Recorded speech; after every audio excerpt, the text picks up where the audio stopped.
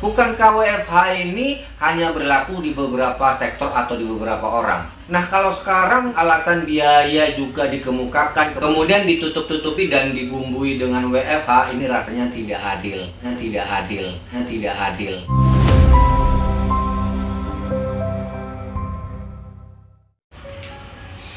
Hai sobat, sebelumnya saya mau ucapin turut prihatin ya buat teman-teman kita semua, para pelanggan setia PLN, terutama yang menggunakan meteran pasca bayar yang berada di cakupan wilayah zona merah COVID-19 yang belakangan hari ini mengalami sesuatu yang tidak enak, yaitu naiknya biaya tagihan listrik.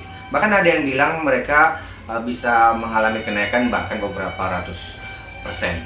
Ya, nah mudah-mudahan pihak terkait bisa mencari jalan keluar untuk ini semua sehingga kejadian yang sama tidak akan terulang. Amin. Nah, terkait itu semua, beberapa waktu yang lalu di beberapa media pihak PLN telah menjelaskan bahwa semua kenaikan yang ada itu terjadi dikarenakan yang namanya faktor WFH atau work from home ya. Nah, yang menarik, kalau memang semua ini terkait dengan WFH atau yang namanya proses efek dari keberadaan kita yang selalu di rumah karena pandemi COVID-19, ada dua hal yang menarik yang bisa kita soroti. Yang pertama adalah kenapa efek dari WFH ini kenaikan listriknya boleh dibilang hampir merata. Bukankah WFH ini hanya berlaku di beberapa sektor atau di beberapa orang? Ya, nah kalau memang orang tersebut adalah orang kantoran yang memaksa dia harus bekerja dari rumah, mungkin efek WFH itu akan sangat terasa. Nah, tapi bagaimana dengan orang yang kesehariannya memang bekerja dari rumah? Nah, efek WFH ini sebenarnya tidak akan terlalu berdampak, ya. Apalagi jika kita membahas masalah tentang struktur peralatan yang ada di rumah. Nah, peralatan elektronik itu terbagi dua. Nah, kalau kita mau bicara tentang WFH, ada memang peralatan elektronik yang akan langsung pemakaiannya berlipat ganda dari hari-hari sebelum WFH. Nah, namun ada beberapa produk atau beberapa peralatan yang walaupun kita itu ada di rumah seharian setahun full, ini nggak akan berpengaruh yang namanya WFH.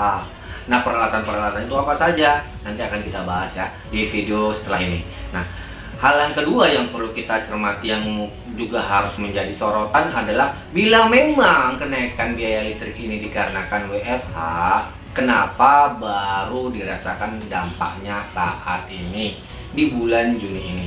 Nah, katakanlah pembayaran bulan Juni ini adalah untuk pemakaian di bulan Mei. Nah, bukankah pandemi COVID-19 sudah terjadi beberapa bulan ini? Kenapa baru dirasakan sekarang pembayarannya? Nah, inilah yang sebenarnya yang ditutup-tutupi PLN, bahwa PLN sebenarnya masih menyimpan penyakit lama yang sama sekali tidak mereka obati. Apa sih penyakit lama mereka? Sebenarnya bahasanya sudah pernah saya buat di video saya yang ini. Dan penyakit tersebut adalah ketidakmampuan PLN untuk tetap terus senantiasa mencatat angka yang ada di meteran para pelanggan. Nah, itu dia kuncinya. Kenapa bisa terjadi seperti ini?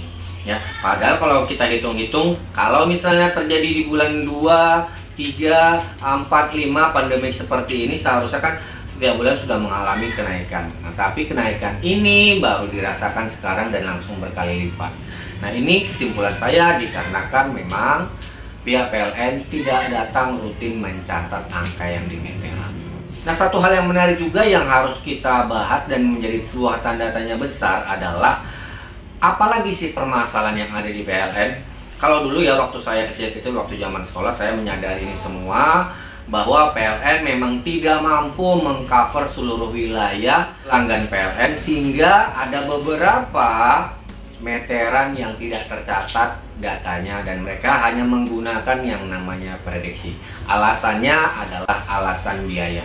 Nah, kalau sekarang alasan biaya juga dikemukakan, kemudian ditutup-tutupi dan dibumbui dengan WFH, ini rasanya tidak adil. Nah, pertanyaan yang kedua yang cukup menarik dan cukup besar adalah bukankah selama ini setiap yang kita bayar sudah termasuk semua biaya di dalamnya? Sudah termasuk biaya yang pertama pemeliharaan instalasi PLN, termasuk penggantian trafo, pemasangan tiang dan lain sebagainya, juga termasuk biaya penerangan, plus biaya untuk membayar pekerja yang mencatat angka yang ada di meteran. Nah, pertanyaan susulannya adalah jika setiap bulan selalu kita bayar, namun PLN tidak juga mengeluarkan uang tersebut untuk membayar upah pekerja, sehingga terjadi kejadian seperti ini, angka yang ada di meteran tidak tercatat.